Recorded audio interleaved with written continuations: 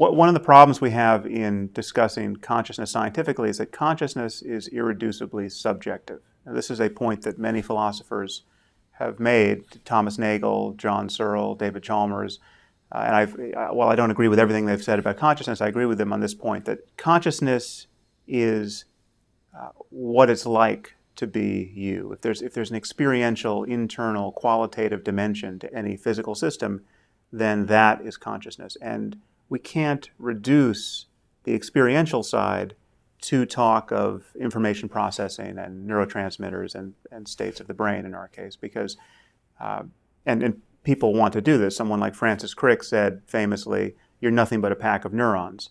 And that misses the fact that half of the reality we're talking about is the qualitative experiential side. So when you're trying to study human consciousness, for instance, by looking at states of the brain, all you can do is correlate experiential changes with changes in brain states. But no matter how tight these correlations become, that never gives you license to throw out the first-person experiential side. That'd be analogous to saying that if you just flipped a coin long enough, you would realize it had only one side. And now it's true you can be committed to talking about just one side. You can say that heads being up is just a case of tails being down, but that doesn't actually reduce one side of reality to the other. And to give you a more precise example, we have very strong third-person, quote, objective measures of things like anxiety and fear at this moment. You bring someone into the lab, they say they're feeling fear, you can scan their brains with fMRI and see that their amygdala response is heightened. You can measure the sweat on their palms and see that there's an increased galvanic skin response.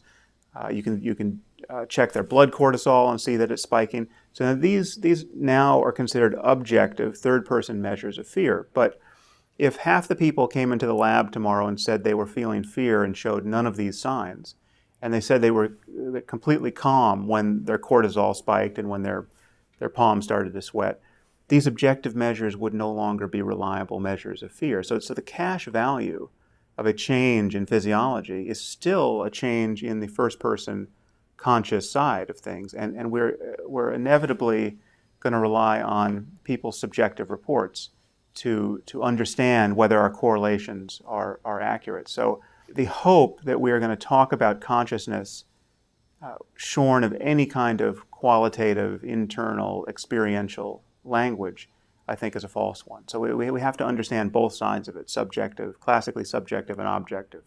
I'm not arguing that consciousness is a reality beyond science or beyond the brain or that it floats free of the brain at death. I'm not making any spooky claims about its metaphysics. What I am saying, however, is that the self is an illusion, the sense of being an ego, an I, a thinker of thoughts in addition to the thoughts, an experiencer in addition to the experience, that the sense that we all have of riding around inside our heads as a kind of a passenger in the vehicle of the body. That's where most people start when they think about any of these questions. Most people don't feel identical to their bodies. They feel like they have bodies. They feel like they're inside the body, and most people feel like they're inside their heads. Now that sense of being a subject, a locus of consciousness inside the head, is an illusion. That is, it makes no neuroanatomical sense. There's no place in the brain for your ego to be hiding. We know that everything you experience, your conscious emotions and thoughts and moods and the impulses that initiate behavior, all of these things are delivered by myriad different processes in the brain that are spread out over the whole of the brain, that they can be independently erupted. We have a changing system. We are a process. And there's not one unitary self that's carried through from one moment to the next, unchanging. And yet we feel that we have this self that's just this kind of center of experience.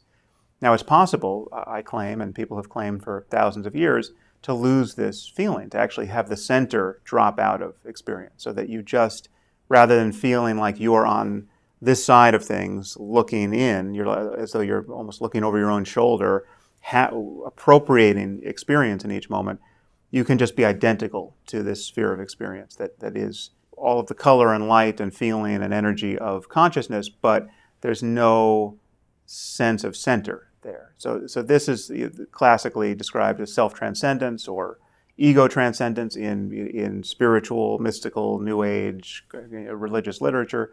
It is, in large measure, the baby in the bathwater that religious people are afraid to throw out. It's if you want to take seriously the project of being like Jesus or Buddha or some, whatever your favorite contemplative is,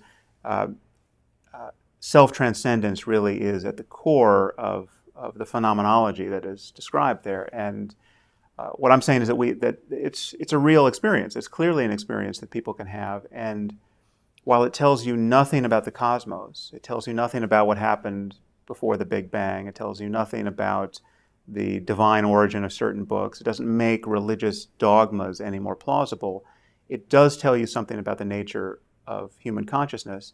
It tells you something about the possibilities of experience, but then again, any experience does. You can.